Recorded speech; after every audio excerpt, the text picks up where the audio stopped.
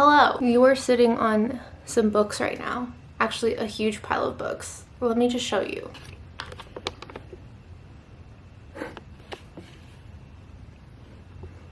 I have not talked about books in a while on this channel, and for people who were excited about that, I hate to break it to you, but doesn't mean I haven't been reading. So we're gonna go over all the books I've read in the summertime this year with a simple yes or no, seeing if I want to change my rating on them. Let's try to rapid fire this because this is gonna be long based on how I've decided to make this video. The first book I read this year was If I Have to Be Haunted by Miranda Sun, and it was about a person who sees ghosts and a ghost. And it was a very cute YA romance. I rated it a solid 3 stars. I enjoyed it. I did kind of get a little bored towards the end, but I also feel like it was YA, it was meant to be read as YA. I was 29 when I read this, which is fine. I can still eat up and enjoy some YA books, but this one just kind of, it got very adventure driven, and I like a lot of romance, or at least a lot of whimsical vibes, and this was more like action based, which is fine. So that's why I rated it 3 stars. But I think it's really great for what it was. Like if you like YA books, I think you would like, especially for like fall. Magnolia Parks, book number 1. For Daisy Hates, book 2 of Magnolia Parks Universe, 5 stars. Would not change my rating. Magnolia Parks The Long Way Home, I rated it 5 stars. Would not change my rating. Daisy Hates The Great Undoing, 5 stars. I would not change my rating. Oh, the last one didn't come out yet. So A Dowry of Blood, I actually DNF'd and I need to go back in. I rated it 3 stars. I know I could probably go back in and try to reread it again. I might still do that. I think I just like didn't like, some of the trigger warnings just like specifically probably spoke to me, and that's probably why I couldn't engage with it the way that I wanted to. I was getting too frustrated with like the gaslighting and stuff. Yeah, I don't know. That was a weird way to explain it, but basically I think it hit too hard in ways that I couldn't enjoy it the way I should have. Principle of Moments, 5 stars. I cannot wait for the next book to come out. I thought that was so fun. I would never think that I would love a sci-fi space opera the way that I ate this up. Also with like the time traveling to a Regency era really just sold it for me, because I love the like just so many different elements that were able to work together that shouldn't have been able to work together. I would not change that rating. Bound, this book is slept on, honestly. No one talks about this book enough. I rated it 5 stars. I would not change my rating. What the River Knows. I don't think I read, does the second book already come out? I don't know, but I did not read it yet, clearly. And I rated this 5 stars. I probably would keep it at 5 stars. Maybe push it down to 4 stars, but I think all in all it was good for what it was. I think it deserved the 5 stars for what it was. You know, like you can't be mad at a book for exactly how it was marketed and sold to you and the premise of it, because that's literally like how it was. Just because that premise might not be 5 stars for you doesn't mean that it's not 5 stars. You know what I mean? So that's my Libra Venus talk. Starling House, Alex E. Harrow, I rated it 4 stars. Honestly, I could have rated this 3 stars. Changing my rating. I don't hate this book. I just think it fell flat for me, and I don't know, it's interesting because maybe I don't like gothic romance, but I thought that I do, because I feel like Invisible Life of Addie LaRue is gothic, but maybe it's more whimsical, dark whimsical versus like gothic romance, because I feel like Belladonna 2 is kind of this, reads similar to Starling House, and I did not like that series. Happy Place, 1 star. I would rate it 0 if I could, and it wouldn't be rated. So this is my review for this, because I wrote a review for this, so I'm going to read it to you. This should be called Ninth Circle of Hell. Horrible friends who see their friend is suffering and deciding to throw salt on the wound. Meanwhile, the man who the author wants you to swoon over gives small PP energy because his girlfriend has a successful career and he just wants to go live in his small town. However, doesn't even communicate this with her and cold turkey dumps her. Doesn't try to work through it as a partnership. She leaves behind her whole world to win him back when he should have been the one groveling. Her friends are all terrible people for making her be in the same room as this guy, knowing she is putting on a brave face for them. Trash all around. Worst Henry book. And I said what I said. Okay, so Daughter of the Pirate King. I love this series for what it is, YA. But I'm also wondering if maybe just pirate books don't work for me, because I've tried to read an adult one too, and it fell a little flat. But I don't know, because I feel like it would sound so fun. I did rate it 4 stars. Honestly, I could have rated it like 3 stars, but I'm gonna keep it at 4 stars, mainly because I have the Fairy Loot editions and they're so beautiful, so I'm gonna keep them at 4 stars. And yeah, I'm biased by how the book looks. But it was fun. It was fun, and it was good for YA. Like it was pretty like sassy for YA. I was not expecting that. And then Daughter of the Siren King, did I rate this? 4 stars. Solid 4 stars. And then Bride by Ali Hazelwood, I rated 3 stars. Yeah, 3 stars, 2 stars. It wasn't the best fantasy romance book, or spicy fantasy for that matter, but it was fun, and I think that's exactly what it was meant to be. So yeah, All This Twisted Glory, the this Woven Kingdom series, I didn't rate this because I skimmed it because I got so bored, and I skimmed it until I DNF'd it. So I might try to reread this and absorb it better, but I just think that the plot got a little lost in the world building and the purple prose of it all. And I'm very sad, by the way, about this, because this is like a Persian representation fantasy romance, or romance, I don't know, maybe it's just mainly fantasy with romance elements, and that's why I get bored. But I wanted to like this because I'm Persian, and the only representation I've ever seen, so I wanted to eat this up. I did not. A Fragile Enchantment by Alison Saft. I had higher expectations for this book. I rated it 4 stars. I could rate it 3. I don't remember this. I just remember how excited I was to read it and how much it didn't deliver. But I do think, I'm sure it was great for what it was.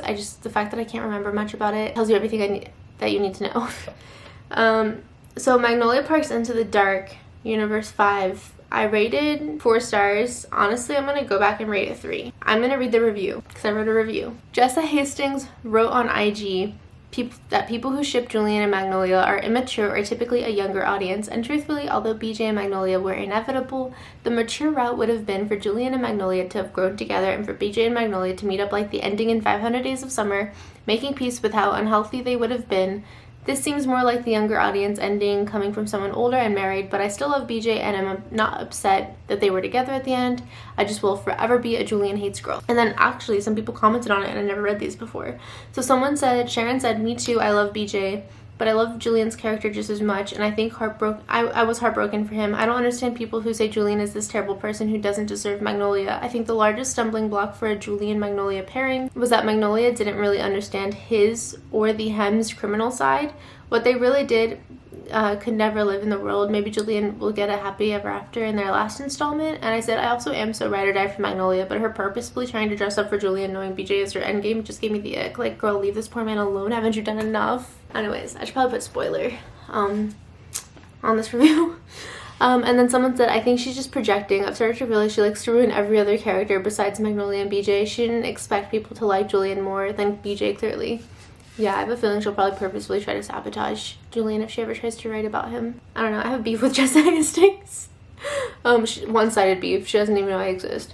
And then I reread Bonded by Thorns, which, if you guys know, Beast of the Briar has me gagged. It's like one of the best fantasy romances, and it's so underrated. I really would love for like my faves on Book Talk to review or read this series. My faves being Yana Reeds, Larry Reeds, is it Yana Reeds? I don't know, just Larry Reeds and Steph Bohr. I really love them, but I highly doubt they will because they only usually read like the more popular ones. However, will I probably spam their comments begging them to try to read it? Probably. We'll see. Anyways, so of course that's a 5-star read for me. Of course, I'm rereading it. It's a 5-star. Easy 5 stars. Should be 1,000 stars. I'm like so excited about that. Okay, and then I read At First Spite. I DNF'd it. So I don't feel like it's a fair rating to rate it. I don't think I did read it because I DNF'd it. I was like so bored. I'm sorry. And then I read When the Moon Hatched. 5 stars. Has me on the edge of my seat. This is my fourth wing. Like the way that the internet blew up fourth wing. When the Moon Hatched for everyone else is my fourth wing, except the author so far has not been problematic or failed me. Yeah, 5 out of 5 trillion star. Probably literally the most solid, high fantasy romance book I've ever read. Hands down. Tied to Manacled, which I know is a fanfic, but oh well, it's gonna be published and rebranded next year, alchemized, and then Babel by R.F. Kuang. Like those 3 are my god tier, and then everything else is below. I will say maybe Beast of the Briar is my god tier too, even though Beast of the Briar is less serious in the sense compared to those 3 heavy hitters. It's a little bit more lighthearted, but it still has very dark elements. So. And then I read Signs of Cupidity, which is a Raven Kennedy Why Choose, I guess. She wrote this before Plated Prisoner series. And I was so excited to get into this. I really wanted to like this. I did not end up liking it. And and I think I DNF'd, so I don't know if I rated it. Yeah, I try not to rate books that I DNF'd because I feel like that's not really fair. And Fangirl Down was like the first Tessa Bailey book I've ever given 5 stars to, and the only Tessa Bailey book I've ever given 5 stars to. Granted, this is also the second book I've ever read of hers. I thought this was so fun. And I think like TikTok was talking crap about this because like it was presented as like a enemies to lovers. Like it was using a lot of fantasy tropes to market it, and people were like mad because they were like, girl, this is a sports romance. It's not that serious. But it worked. All of it worked for me. I thought it was really fun. It was like Grumpy Sunshine, a golf player and his biggest fan fall in love. So I thought that was cute. Darker Shade of Magic, V.E. Schwab. So Invisible Life of Addie LaRue is like one of my favorite books of all time. And I DNF'd this. I have the book physically, so I'm going to reread it or try to read it again. But I just think you have to be in a certain headspace to read certain books, and I just feel like I just was not in that headspace. So I would like to go back and try again. I don't know when, but at the moment I DNF'd it because I just couldn't get into it immediately, which kind of sucked, but it is what it is.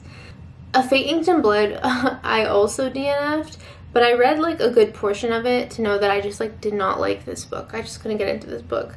And I read I think more than 50% of it. So this was not like a, oh, I'm judging this too quickly because my attention span's bad. This is a, oh, I just really don't get into this book. And some people love this book, and that's great. I just was not one of them. Prisoner's Throne Duology, Book 2. I also DNF'd. I'm just exposing myself for my severe ADHD. I really wanted to like this book. I should have liked this book. I just think like with Holly Black, you have to have the attention span for her, because like sometimes there is just so much what I feel is filler content. And maybe that's not true, but sometimes I feel like it is. So I read Flawless by Elsie Silver, 5 stars. I thought that was so fun, and I was not expecting to like a cowboy romance, but I really got into that. I don't think I would change that rating at all. Powerless, I rated 4 stars. Which romance was this? Oh wait, no, I'm gonna change that to 3 stars. I did not like the ballerina one. What's going on? My internet is being weird. Okay, but then I read Heartless. I rated 5 stars. I don't think I would change this. It was a little bit corny, but I thought it was fun. It was good for what it was meant to be, you know? So 5 stars for what it was meant to be. My most favorite book out of the Chestnut Springs series, though, is Reckless. Winter and Theo's story. 5 stars, hands down. The best one of the whole series, in my opinion. And I stand by that. And then I read Lure of the Wilds, and I DNF'd it. But something to know too is like I DNF'd Powerless like 2-3 times before I actually went through and read all of it and highlighted it and absorbed it. So like I really just have bad ADHD. I'm gonna go back to Lure of the Wilds because I have like 2 physical copy versions too, and like I just feel like I should really get into this.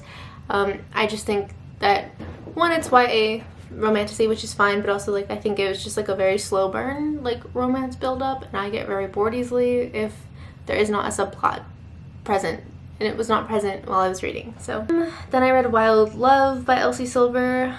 I rated it 2 stars. I got so bored. I'm sorry, I got so bored. It was so long. It did not have to be that long. Could have been like 250 to 300 pages to get a point across, in my opinion. Or Just for the Summer, Javi Jimenez, 5 stars. I think that's her best. Hi Barney. I think that's her best book by far. Read Crimson Moth by Kristen Cisterelli, 5 stars. That is like, I'm on the edge of my seat with that one. I can't wait until the second one comes out. I feel like that's one of the best books that I've read this year. So far, if I had to like say out of all the books I've just reviewed, I would say like When the Moon Hatched, Principle of Moments, Fae-Bound, and then The Crimson Moth. Like they're all pretty up there for me, and like epic fantasies. Hi! Neutered, and he has his little watermelon neck thingy on. Funny Story by Emily Henry, and I think that was 5 stars. I think I rated it 5 stars. Yeah, it was one of my favorite books of hers, actually. It's tied to Beach Read for sure. That one and Beach Read are pretty solid for me. I wouldn't change the rating. Tempest of Tea, same situation as how I've described earlier. I DNF'd it. I have to go back and try to reread it again. I rated it 4 stars. I think that's a fair rating. I think it's a duology. I would definitely read it, the second one, but it was very slow moving. But it had good elements to it. kind of like a retelling of the Nutcracker, or no, the Black Swan, retelling of the Black Swan. Then I read Romancing Mr. Bridgerton. So don't get me wrong, I love a good Regency era like romance, and I used to actually binge read them in my early 20s before I would like read contemporary romances or even fantasy romances. I was like a Regency romance reader. So it's not that I don't like Regency romance, I just don't think I like Julia Quinn's writing. I don't know. I love the show. I love what Shonda Rhimes did to it. But I don't know if I like Julia Quinn's writing itself. That's how I feel. Part of Your World by Abby Jimenez, I rated, I might even say 3 stars. I'm gonna change it to 3 stars. Then I read Twisted Hate. I rated it 4 stars. I feel like this one should have been 5 stars for me. But I don't know, with the Twisted series, maybe it's just because it's like early 20s, like 18, 19, 20, 21 kind of characters. And I'm now in my big, 30s, so maybe I just feel like it just, the series itself read a little immature to me, because like I read King of Greed, 5 stars. That was technically my only 5-star for Anna Huang. But yeah, I loved that book so much, but it was also so much more mature. It's about like a marriage and people in their 30s, and I feel like that's just more relatable to me, or where I'm at in terms of like the books that I read. So like this is just more like college drama. None of the Twisted series was 5 stars for me, but I do think out of all of them, Twisted Hate and Twisted Lies were better for me than the first 2, which is problematic because everyone's obsessed with Twisted Games. I don't know. Twisted Lies, 4 stars too. They're both 4 stars for me. King of Pride, I think I DNF'd King of Pride. I got really bored with it, 2 stars. King of Sloth, I think I also DNF'd. I think I read one of them. No, I DNF'd King of Sloth. I rated King of Pride 2 stars, so I got a little bored. Yours Truly by Abby Jimenez, I rated 4 stars. I would probably keep it there. The Friend Zone, I rated 4 stars, but I want to change it to 3 stars. A Curse of Blood and Wolves. Get into this. It was like very Wattpad-y. It was in my Fairy Loot Romantasy blog, and I really wanted to like it. I did not. Happy Ever After by Abby Jimenez, I rated 2 stars. I'll keep it there. I must have gotten bored. The Awakening, Zodiac Academy, did I rate it like 4 stars or 5 stars? I rated it 4 stars. I thought it was, everyone acts like Zodiac Academy is like the worst Wattpad literature you will ever read. So I had like really low expectations about the series because everyone like literally hates it. So I was very pleasantly surprised because I thought that the premise and everything was a lot stronger than how people described that it would be. I was pretty engaged with it, and again, it's very hard to keep my attention. So I rated it a solid 4 stars, and I think I would keep it there. Now, however, Ruthless Fae Zodiac Academy Book 2, which I think the whole point of the book is to make you just hate the main guy characters, which is probably why I just did not like this book at all. I rated it 2 stars. Like, and I got really, really bored. Like, the longer the book would go on, like, the more bored I got. Which is funny, because in retrospect, it's, like, one of the shorter ones. And then I, like, shelved Zodiac Academy for a bit. I was like, okay, I'll go back to this. I'll circle back, maybe I won't. I don't know. Then I kind of read the Graveyard Book, and I didn't really finish it. I'm reading it with my husband, and we haven't finished it, but it was just sitting on my read shelf, so I just said that I read it, because I'm, like, close to done with it. But so far it's cute. It's like literally a child book, but it's cute. So I don't think I rated it, and if I did, I probably rated it 5 stars, because again, it's good for what it's. But then I read the Kindred's Curse series, like all the books that are out, so I think that's 3. Spark of the Everflame, I think I rated it 5 stars. Yeah, 5 stars. Glow of the Everflame, Heart of the Everflame, or Heat of the Everflame, 4 stars. Okay, so the 3rd book I was a little annoyed with, but so far I like the series. I'm gonna read the last one when it comes out, if it comes out, I don't know. Summer Will Be Different by Carly Fortune, I think I rated it 3 stars. Could have rated it 2, honestly. It wasn't the most groundbreaking contemporary romance I've ever read, but I thought it was nice and fluffy, Masquerade of the Heart, I think I rated 4 stars. I thought this was such a fun duology, and I think if I read them both closer together, I would have rated it probably 5 stars as well. But I really liked the first book. It really drew me in, and I didn't think I was gonna get into this series, so I was very surprised. YA Romantasy. And then I read Not in Love by Allie Hazelwood. I don't know what I rated this. Interesting. So I rated it 4 stars, but honestly, in retrospect, I could have rated it 2. Yeah. So I'm changing it to 2 stars. And then a novel love story by Ashley Poston. I rated it 4 stars. Or no, 5 stars. Could have rated it 4, but I'm going to keep it at 5. And then 7 Year Slip I reread twice this year. I read it first earlier in the year, and then I reread it again later. And it's like the best contemporary romance I've ever read in my whole life. It does have magical realism elements, so take that as you will. But yeah, so then I read Nectar of the Wicked by Ella Fields, and I rated it 5 stars. But then Wrath of the Damned, the second installment, I think I didn't like it as much. How does it feel? I rated it like 1 star, 2 stars? Yeah, 1 star. I just got unnecessarily boring for me. Play Along, 4 stars. Which in retrospect, I don't know why I rated it 4 stars, because I liked it. But maybe it's just because like nothing will ever be like the right move for me, which was like one of the best ones. The Astrology House, 5 stars. Temptation of Magic, DNF'd. Lightlark, 5 stars. Powerless, 5 stars. Powerful, 5 stars. Reckless, 5 stars. Nightbane, 5 stars. Love Unwritten, I think I said 5 stars.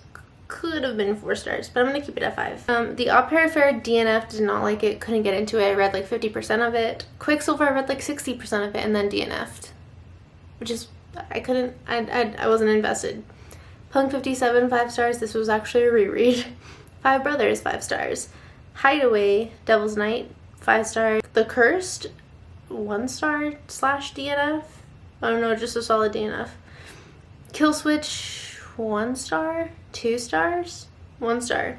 Oh wait, I wrote a review for this one. I'm actually so upset that I DNF'd this book because the way everyone raves that this is the most elite book of the series makes me feel like I am missing out on the secret society that everyone else is a part of. I think it was just so slowly paced, and so much of the premise of their backstory left me in the dark without a lot of context clues or desires to unearth them. I may try and reread this in the future because I truly was anticipating Damon to be the strongest book of the series. But I also think I struggled a bit with the FMC falling flat for me. She was hard to engage with and understand, and I also got the ick from her lying about SA. Granted, I didn't read on, so maybe that gets cleared up later. Then I read Ascent of the Nightingale, which was actually an arc for me. I rated it 5 stars. It was such a cute, fluffy, dual POV romantasy for YA, and I thought that was really lovely. Then I read The Honey Witch. I think I rated it 3 stars, which to be fair is a solid 3 star. Yeah, it's a solid 3 star. So my review says, I loved the whimsical narration, the plot, the sapphic love rep, but I did feel like it was paced a bit choppy and didn't flow as easily as I would have liked. I had to keep pushing myself to pick it up, and although I do think this was still such a lovely and cozy read, I feel like the book was sold as low-stakes, cozy cottagecore, but then I believe like the last 20% of the book it tried to twist into a more intense, high-stakes, world-building atmosphere that felt a little out of the blue. Still enjoyed though, solid 3 stars. And then Sleep Like Death, I really loved, and I'm going to definitely read more of this author's work because it's like princess retellings. This was such a lovely Snow White retelling. Oh, I rated it 5 stars, by the way. And I really enjoyed the unique twist and perspective. It definitely reads as YA, but it is YA and meant for a young adult audience, so I would definitely see myself recommending this to tweens and the early teen demographic. However, at 30, I still very much enjoyed my experience with this book. I also absolutely love the FMC being black and seeing diversified rep on classic fairy tale. I enjoy this author and will continue to read more of her. Then I got the arc. For the 4th piece of the Briar series. Oh my god, I was gagged. This was like I think my most anticipated book of 2024. So I finally got to read it, and it was 5 stars. So it definitely delivered, and it was just amazing. And I said, my jaw on the floor, my heart shattered, my mind reeling. I love this series with my whole heart, but it is a cruel love because I cannot handle these plot twists. No, but in all seriousness, Elizabeth and Helen have outdone themselves. The story is slowly evolving into a more complex high fantasy world with each book. I feel like this book was so magnificent. The character arcs, the action, the magic. I truly think this is their best book yet in terms of writing. But as a Dayton stan, please be kinder to me in the next book. Then I read The Ever King, which is like one of my book club books. I'm in like 2.5 book clubs at the moment. And I rated it 3 stars. Could have been 2. I'm just gonna keep it at 3. I said, had all the bones for what should have created an epic romantasy. This story held all the key ingredients for what should have landed as an epic romance fantasy, but the characters lacked depth. And no matter how phenomenal the world building and complex plot thickening was, I felt myself not holding a lot of concern for either main character. These hardcover books are beautiful, and I may try to continue the series, but with more of a fast skimming through pages than trying to spend too much time in a world I might not enjoy that much. However, all of this to say there were some incredible quotes, but the bones of this story fell flat, and I stand by that. Then I read The Reckoning, the Zodiac Academy book 3. Oh my god, it's a 5 star. It's a 5-star. It was my first 5-star from Zodiac Academy. So I said, I'll be 1000% real with you. When I first picked up book 1, I was like, this is fun, but I wasn't 100% in it. The book 2 comes around and I started to get a little frustrated and skim the ending, and I fell out of it a bit. I was like, I'm not that sold or engaged with this series. However, book 3 came like a Mack truck, ready to fuck my life up in the best way possible, because tell me why I folded for Darius.